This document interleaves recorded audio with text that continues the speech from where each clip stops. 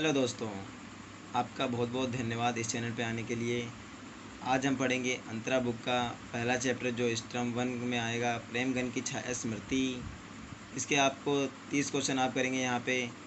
तो पहला question number है, आचार्य रामचंद्र शुक्ल जी का जन्म वर्ष क्या है? तो इसका आंसर हो जाएगा 1884 ईस्वी, जो आपको शायद पता हो। क्वेश्चन नंबर 2, कौन सी रचना आचार्य रामचंद्र शुक्ल जी की नहीं है? तो ऐसे क्वेश्चन का आंसर पता करने के लिए आपको आचार्य रामचंद्र शुक्ल जी की सभी रचनाओं का ज्ञान होना चाहिए, तभी ऐसे क्वेश्चन को आप कर पाएंगे। तो आपको आंसर बता देते हैं, मैला आंचल जो रामचंद्र शुक्ल जी की रचना नहीं है। क्वेश्चन नंबर 3, प्रेमघन की छाया स्मृति पाठ की विधा है। तो इसका आंसर हो जाएगा संस्मरणात्मक निबंध, जो इस पाठ की विधा है। क्वेश्चन नंबर 4, शुक्ल जी को घर पर साहित्यिक वातावरण किसके कारण मिला? तो इसका आंसर हो जाएगा अपने पिताजी के कारण।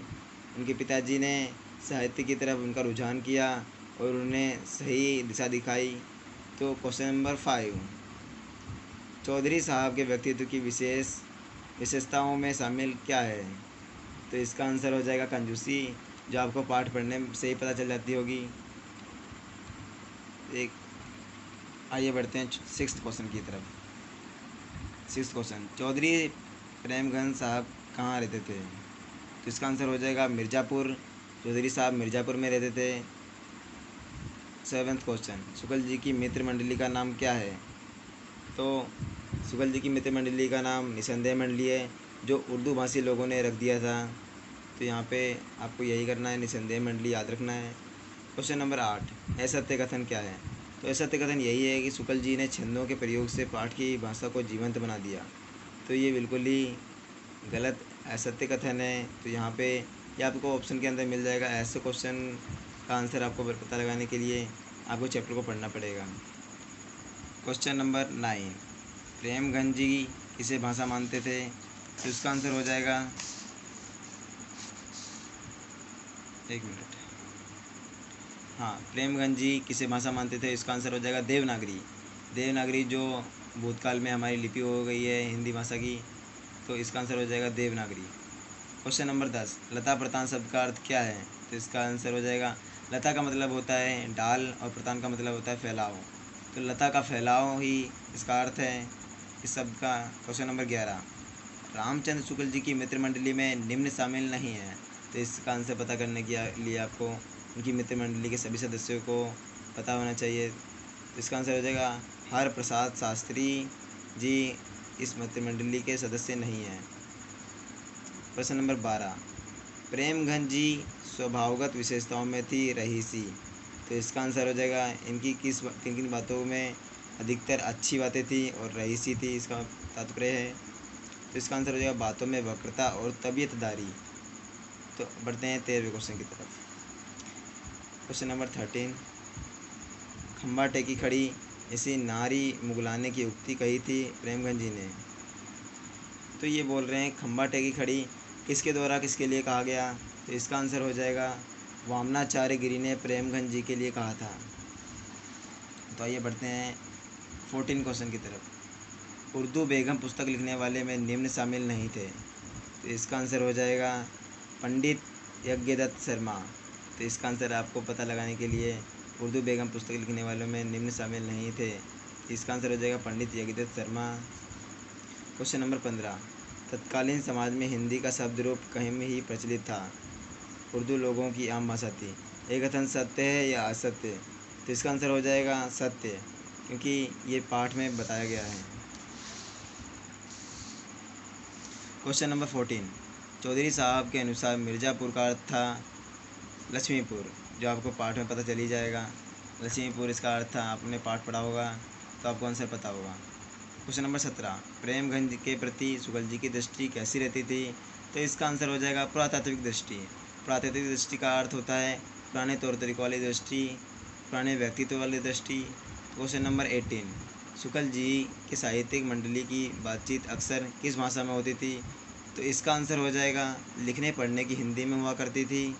तो ये हिंदी भाषा की मित्र मंडली तो थी, इसका बातचीत भी लिखने पढ़ने की हिंदी में हुआ करती थी।